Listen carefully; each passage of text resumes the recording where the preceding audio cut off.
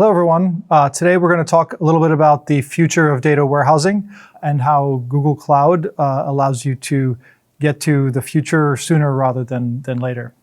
My name is Jordan Tagani. I'm the Director of Product Management for Google BigQuery. And I'm here with Michelle Getz, Principal Analyst at Forrester. Yeah, thank you for having me.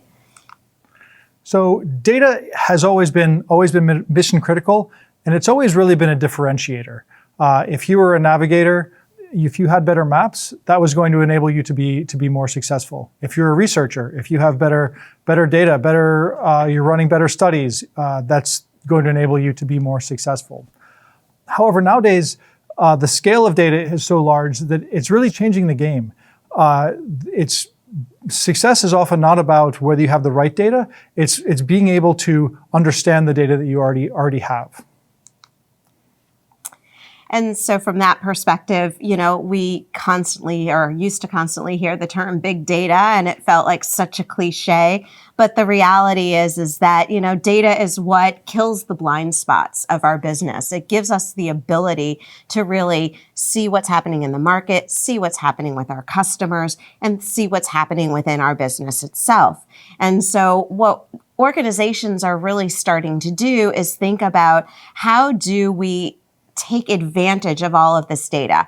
How do we make sure that we're collecting everything that we can so that we can have those better insights to make those business decisions? And so really what we're seeing in terms of this growth in data and information is that we're taking advantage of the cloud to allow us to accelerate collection of this information, to not always worry about, is it valuable, is it not valuable, because we know that anything that we can collect about the way that we operate and the way that we engage with is going to be important.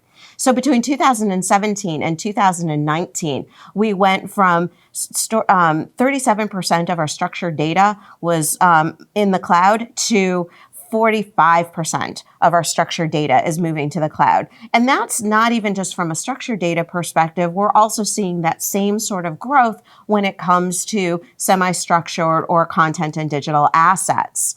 Now, the other thing that's starting to occur here is cloud isn't just a place where you push something to store it and lower that cost. It's not just a storage container, let's say. We're really thinking about, how can we also take advantage of that environment to do something with the data. So we have to think about how that data is managed and structured and will be made available. And so data management in the cloud is also on the rise, and 65% of firms are expecting to increase the amount of data that they're moving into the data management capacity within the next year.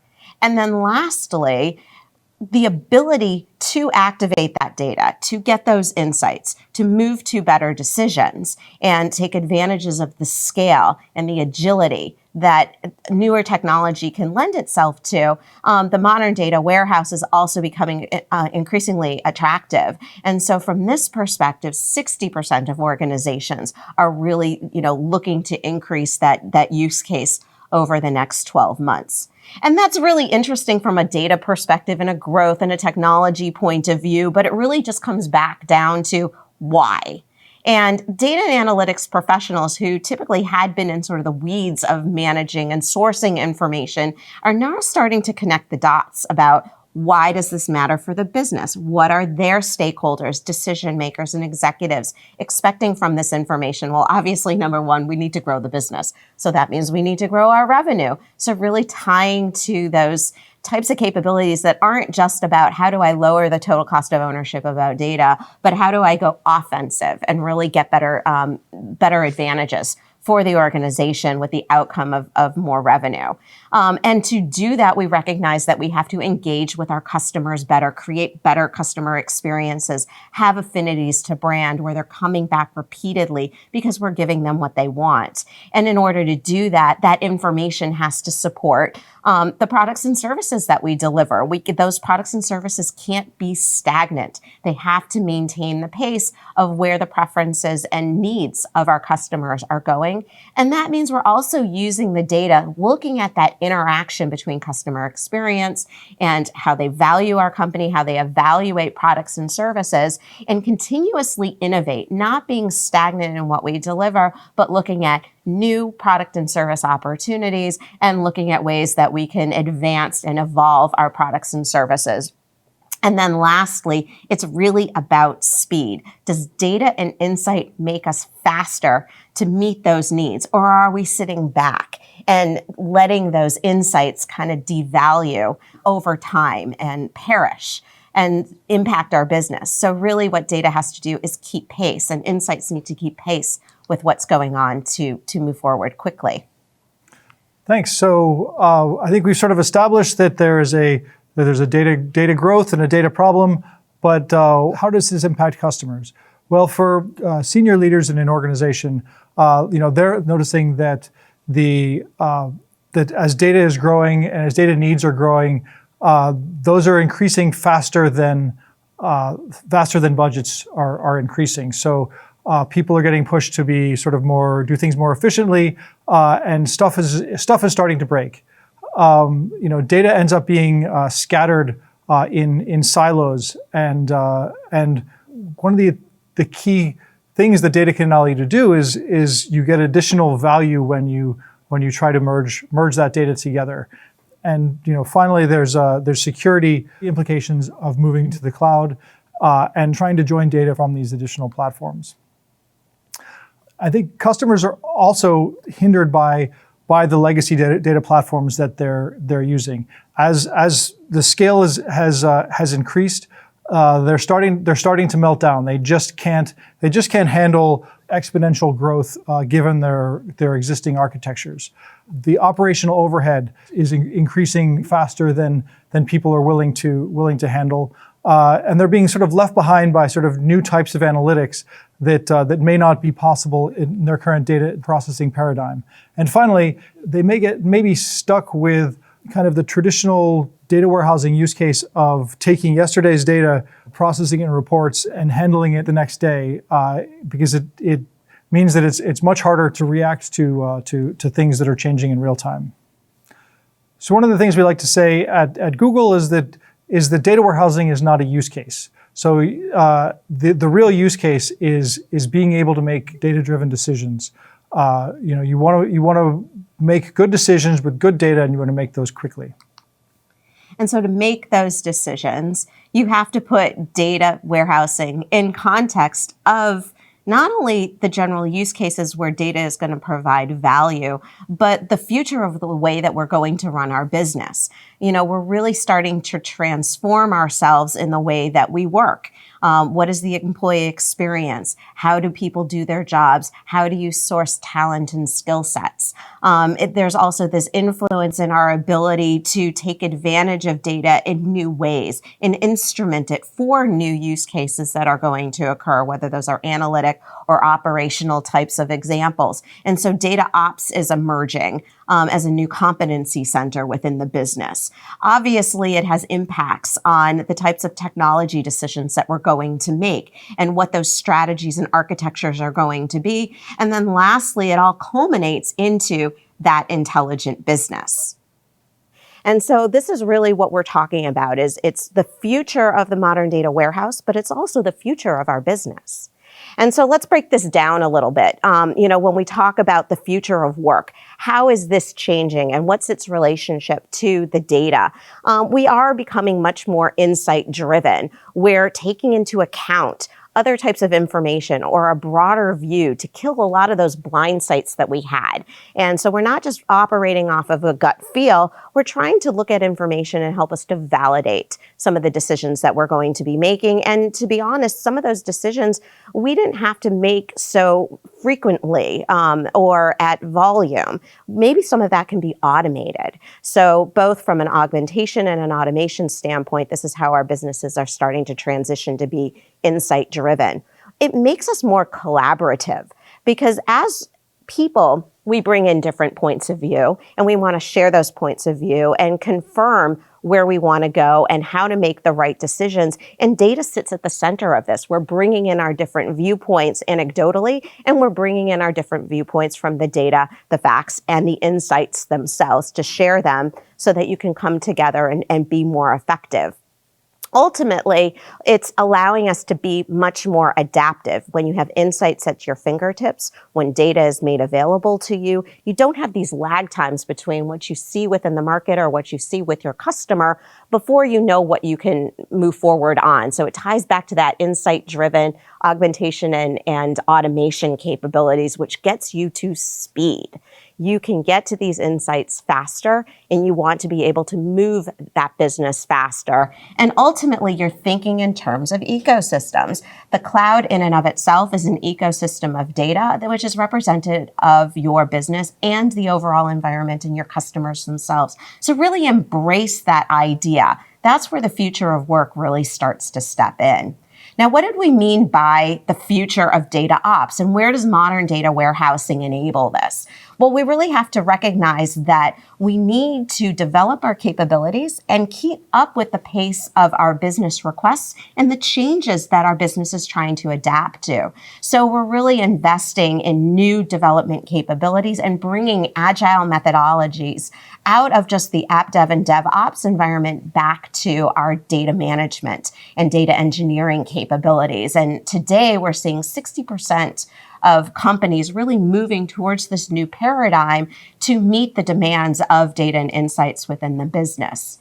We're changing our technology. And certainly Jordan's going to go into this a little bit further in terms of what Google is doing right now. But let's just take it from a broad level. Our traditional data warehousing environments were really premised on how do I collect data and put it into storage? What are the infrastructure and system decisions and administrative decisions that we need to be thinking about? How do you connect our applications to storing and saving our information? And even the way that we were thinking about analytics was slicing, dicing, drill down, a lot of OLAP type of capabilities, very simple aggregate calculated functions. When we go into a modern data warehouse design, really what we're starting to think about there is object storage, table storage, really taking into account the combination of how the data currently exists and maintaining the integrity of that at the same time that we're able to refine that information for purposeful use cases. The computation and the processing is more adaptive and elastic to different types of workloads. And ultimately, you're using a variety of programming languages and capabilities that are going to help you meet where your business needs that demand, whether that's just core analytics or whether you're embedding those analytics and insights into those operational workloads. And so really what that's helping us to transition to is something that is much more capability driven rather than just data and systems driven. And so we're able to better harness and take advantage of our data at the point that we need it to meet all of those business demands that we talked about before. Now, obviously, the other benefit is not only are we really smart now, not only are we moving at the speed of business and the speed of our market and our customers, but we're able to really take advantage of doing more with a little less money. So we're seeing that migrating over to a modern data warehouse environment allows us to start seeing better savings, which really offsets where we're having to collect more information. So what does this mean when you take this future for our business and for data and bring this together? It really drives towards the future of the intelligent business. So what do we mean by that? What does it mean to be smarter? What does it mean that we can take advantage of these new data warehouse capabilities and all the benefits of moving to the cloud? So number one, streaming insight in real time. Think about automotive companies. Think about getting into your car today. You're not just driving. The car is smart and aware about the environment, helping you to have new safety features that can stop or slow down the car so that you don't get into accidents, that can warn you if you're almost ready to back up into your neighbor's car. Unfortunately, sometimes that happens. So you see these capabilities coming in from automotive companies to have better driving experiences, but at the same time, the information that they know about you as a customer and the types of things that you want to do. Where do you go? What tickets did you purchase to go to a sporting event or to a play? That type of information is now starting to be harnessed. And so companies like BMW and Porsche and Ford are all looking at harnessing all of this information to not only create better driving experiences, but to have better customer connections, that connected customer experience. Now, the other side of it is that data is now starting to change the way that we think at an executive level and within the boardroom. Think about simulating your business. Think about gamifying what's going on within your market and with your customers. How can you simulate what's happening there and interact with visual environments to hypothesize and test new business opportunities, profitability models, operational models. So within the healthcare space, we see this quite a bit, where physicians and surgeons are going in and being able to model patient outcomes. What were the procedures? What were the treatments? What were the adherences to those treatments? And places like MD Anderson and the Cleveland Clinic are really looking towards these types of simulations to help understand better treatments to get people up and faster and healthier as they move forward. Now, the other area, which is a little bit more pragmatic, is in the case of breaking down business silos. When Jordan talked earlier about, data silos and business silos, this modern data warehouse is allowing you to span between what your customers demand, how you're influencing that demand, how that's linking back to inventory, what does that look like in your broader supply chain, and what sort of decisions are you even going to make or affect from a manufacturing and sourcing perspective. So in that case, what we're really starting to see is retailers connecting the dots between all the different facets of a value stream that occurs within their organization. And we see this quite naturally in companies like Target and Walmart, and even some of the regional players like a Nordstrom's. They're really starting to use analytics and build on top of these modern environments so that those insights are a continuum that draw towards bigger and not just incremental benefits, but exponential revenue potential. And then lastly, the real future of the intelligent business is really not just democratizing insight, but democratizing the capability to get that insight. So when we talk about the rise of the citizen data scientists, everybody is going to have rich, robust, advanced analytic capabilities at their fingertips as more and more applications are coming to these modern environments to make it easier to predict, to influence, and to take automated steps and decisions within their business so that everybody is lifted and is smarter, not just the core data scientists and analytics teams, not just the decision makers, but every employee within the organization. Thanks, Michelle, for sharing those insights. That was really interesting. Yeah, thank you. Nice to be here. So it's clear that the picture that Michelle painted of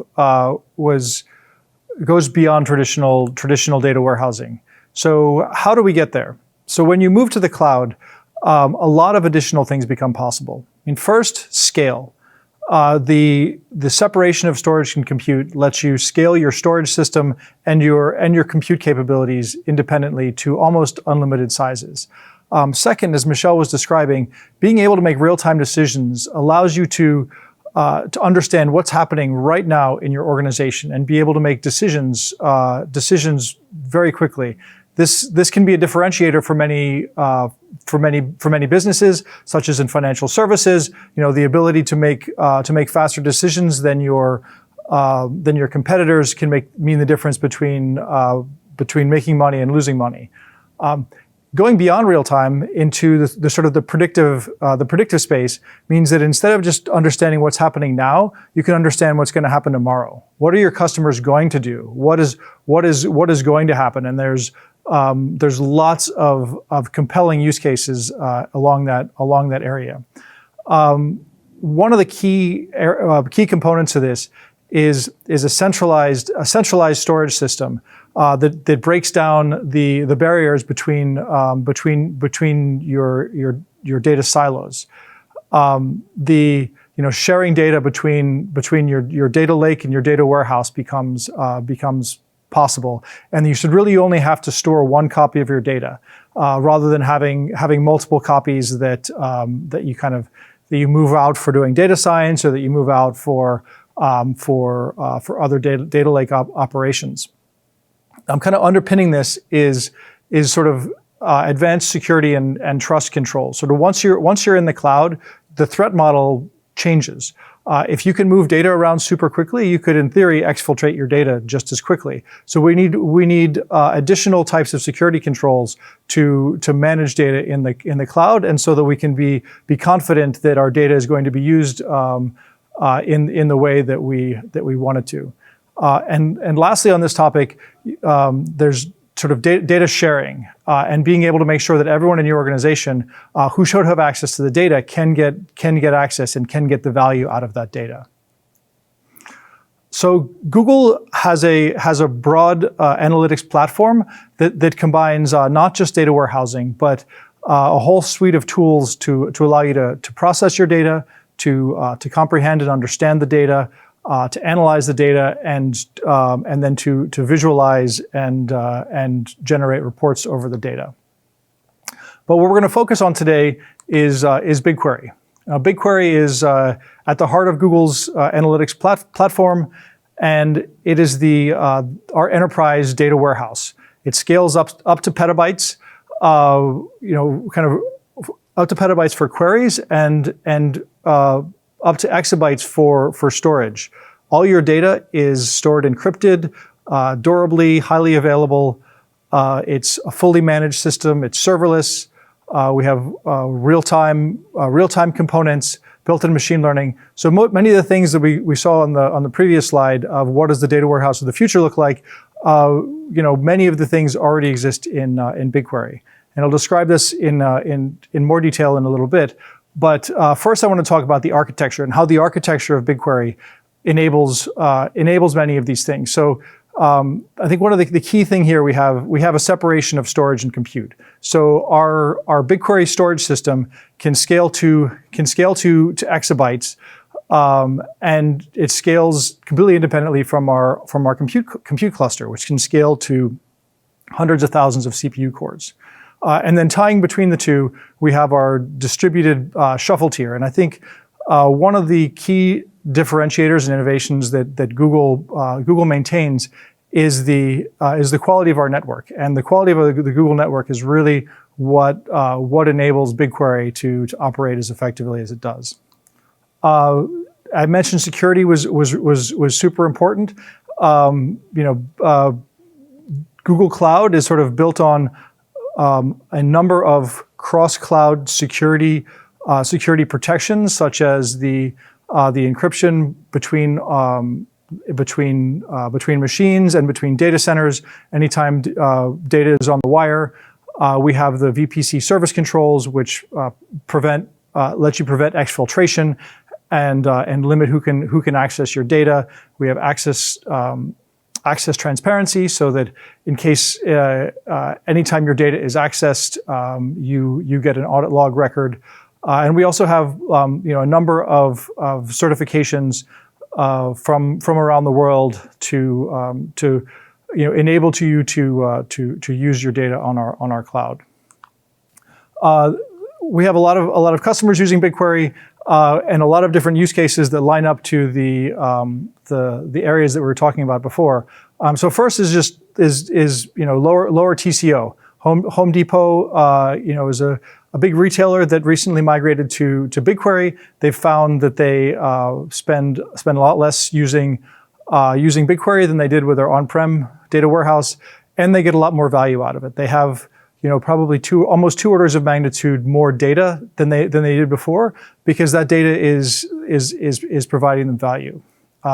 Next is sort of the real time use case. So Zulily has runs a number of daily deals, and if they only get reports the next day about what happened yesterday, then they can't make any changes in real time. So they use BigQuery's real-time streaming infrastructure to be able to make rapid changes throughout the day in order to maximize the impact of their deals.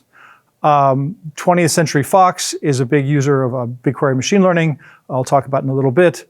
AccuWeather shares data sets with their suppliers and distributors, multiplying the value of their data. And finally, HSBC is one of our keystone customers in the financial services area. That for them, the security of their data is of the utmost importance, and they've entrusted us with some of their most sensitive operations. You don't just have to take our word for it. Folks like Forrester and Gartner also recognize that Google is a leader in data warehousing.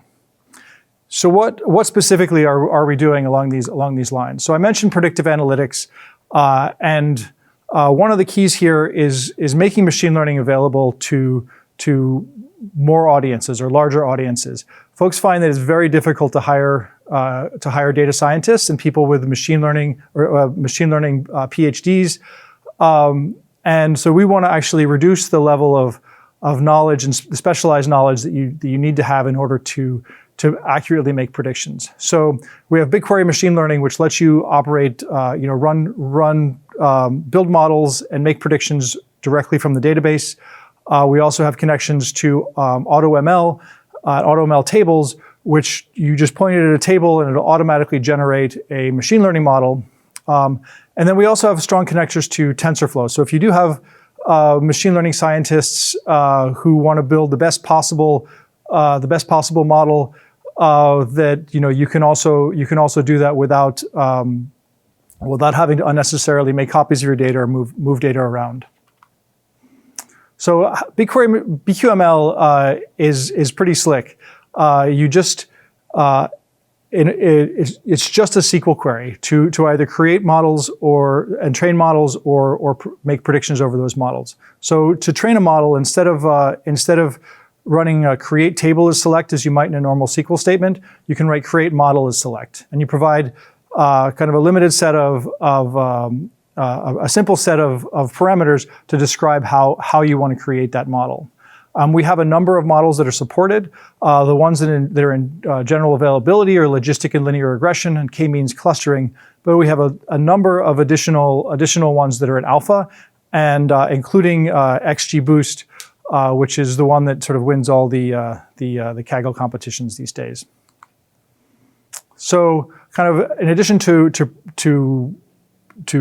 predictive analytics, we also have real-time analytics, which can make it easier to make rapid decisions about what's going on in your business. In many verticals, we find that real-time decision making provides real value. I mentioned e-commerce, but mobile gaming, being able to quickly make decisions that keep customers engaged and keep customers playing the game. Being able to identify fraudulent transactions, et cetera.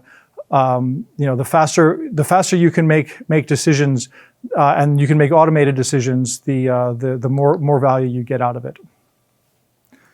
So the next step is logical data warehousing. Logical data warehousing is a category that lets you treat other data as if it's your data warehouse. We sort of think about it as just sort of providing platform interoperability. So we have two branches of this. One is using BigQuery to read data that lives in other sources. So if you have, if your data lake data lives in GCS, in Parquet files or ORC files, you can query that data as if it's native.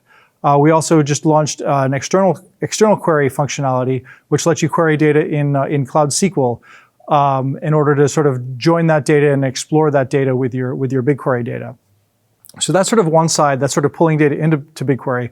The other side is pulling data out of BigQuery. So BigQuery has the storage API, which lets you read at full speed from data in your data warehouse. Can do parallel reads with filter pushdowns and column projections that enable you to read from sort of like Hadoop-like and MapReduce-like workloads, with the same speeds as if you were just running over HDFS or Parquet files that were living in an object store. So we have strong integration with Cloud Data Flow. So if you're running Spark, or if you're running Hive or Hadoop, you can get very fast queries over your table, and you get all the advantages of having BigQuery manage the data. So you can do DML over the data. You can apply kind of strong governance policies to that data. So the next step is BI, and BI is sort of a special case of data visualization. So in case you haven't heard, Google Cloud just recently announced an acquisition of Looker. Now it hasn't closed yet, so I can't talk about too many details, other than to say that BigQuery and Looker already work extremely well together. Looker is sort of more than just a BI tool. You can think of it as a data platform or a data API and when you combine that with BigQuery, it's sort of more than the sum of the parts. One of the great things about BigQuery is it's very good at sort of ad hoc queries, or queries that you hadn't necessarily thought of beforehand. Looker pushes all of the queries down to the query engine. So a lot of the times the queries look like things that the database wasn't necessarily ready for. And so with a lot of other backends, it kind of pushes them to their limits, but it works very smoothly with BigQuery. I won't comment on any future integrations, other than to say that I think it's going to be awesome. You add Looker in, and you can start seeing that a really complete overall analytics platform. So in addition to Looker, we also have plenty of BI partners. So if you have another BI tool that you like and you want to use, there's no reason that you have to switch to Looker. And we will continue to work well with Tableau, MicroStrategy, Business Objects, Click, et cetera. Whatever you're used to using, you'll be able to continue using. And we recognize that we need those to continue to work well. So finally is integration and migration. So if you decide that you want to use BigQuery, how do you actually start? So we've kind of mapped out the migration paths. It's not just a question of, okay, I'm going to take my data that's in this one data warehouse and export the data and transform the schema. For large enterprises, there's a lot more that goes on with this. You have to deeply understand your workloads. You have to assess, how much BigQuery do I need, plan the migration. And then we sort of have this sort of three-part migration where you kind of send data to both places. You send data then just to BigQuery, and then finally you have to verify and validate that the results you're getting are actually the same, because you don't want to just move all your queries over and turn out that your results have changed. And also many organizations do this in several parts. So they may do this sort of workload by workload. So you don't have to decide, okay, I'm going to move everything over to BigQuery and do it all on Thursday, and then on Friday you're sort of 100% on the new system. You can sort of do it a piece at a time. And finally, we have a lot of customers are choosing BigQuery as their data warehouse. A lot of large enterprises in lots of different verticals and lots of different areas of the world.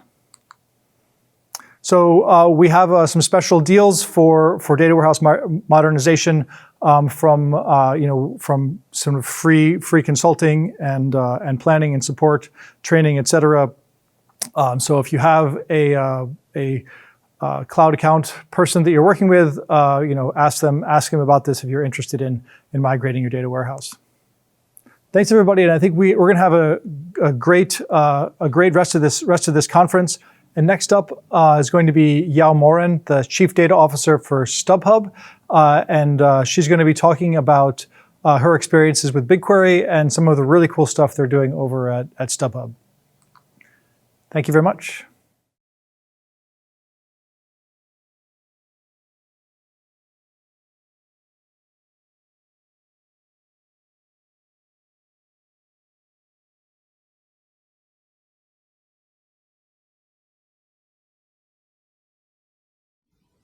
Well, welcome back. Jordan did a great job of breaking down some of the innovations and insights, and we always love hearing from Michelle to take what's happening in the industry in general, right? They have two different backgrounds, and it's very interesting to see both of them coming together to explain how BigQuery and data warehouse in general is just evolving. Yeah, exactly. And my biggest takeaway is that in order to make the right analytics investments today for those companies out there, businesses have to really think about tomorrow's complex problems, right? Michelle took us through an interesting journey about the data warehouses traditionally where they've gone from being more data storage, right? Like they had to collect a lot of data, it was necessary, but nowadays what organizations and companies are seeing is that they need to gain insight out of this data, right? It's not just a matter of like storing it and managing your data, it's a matter of getting insight out of it. Exactly. And even more and more what we're starting to see, as Michelle mentioned, is that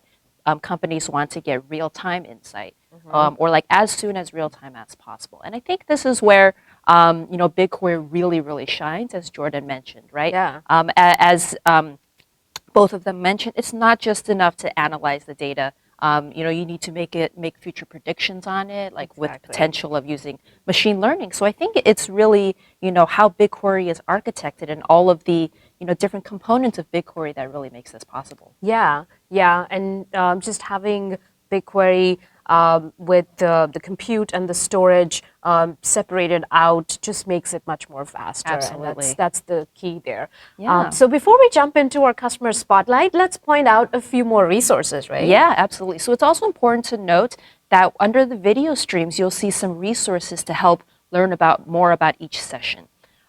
So actually, in our coming up session, we're going to hear from Juan Perez, the CIO of UPS, to hear about their innovation story and how they've actually transformed thanks to Google's data warehousing tools.